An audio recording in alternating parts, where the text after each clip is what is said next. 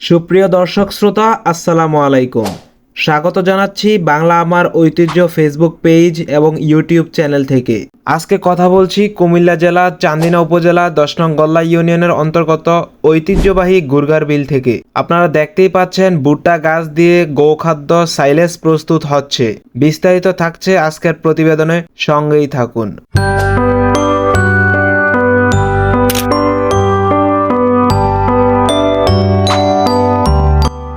Silage হলো সবুজ পাতার ফসল থেকে তৈরি খাদ্য, যা গাজন করে টক করার সময় পর্যন্ত সংরক্ষণ করা লাগে। এটা গবাদি পশু, ভেড়া এবং অন্যান্য প্রাণীকেই খাওয়ানো হয়, যাকে বলা হয় সাইলেজ। এই প্রথম গুরগার বিলে সাইলেজ প্রস্তুত হচ্ছে, যদিও এই গ্রামে তেমন সাইলেজের ব্যবহার নেই।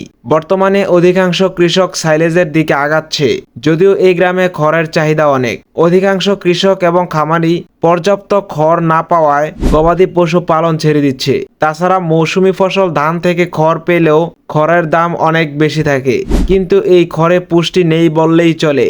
যেখানে অপ্রক্রিয়াজাত ভুট্টার সাইলেজে শুষ্ক পদার্থের ভিত্তিতে 7 থেকে 8% প্রোটিন থাকে এবং গরুর মাংস এবং ভেড়ার প্রোটিনের চাহিদা উৎপাদনের পর্যায়ে এবং লাভের কাঙ্ক্ষিত হারের উপর নির্ভর করে ভুট্টার সাইলেজ 10 থেকে 14% পর্যন্ত প্রোটিন থাকে।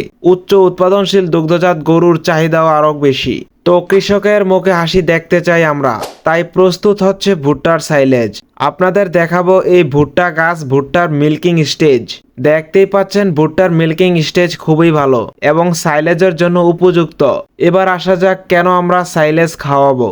ভালো মানসম্পন্ন সাইলেজের মধ্যে প্রচুর পরিমাণ শক্তি, প্রোটিন, ভিটামিন, ফাইবার রয়েছে, যা গাভীর দুধের উৎপাদন অনেকাংশ বাড়িয়ে দিতে পারে।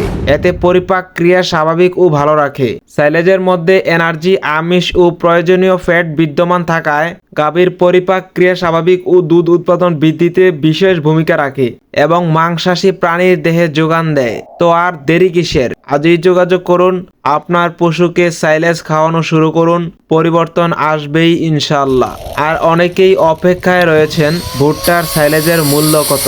একমাত্র আমরাই দিচ্ছি সুলভ মূল্যে, প্রতি কেজি 10 টাকা দরে আমাদের সাইলেজ প্রস্তুত হচ্ছে।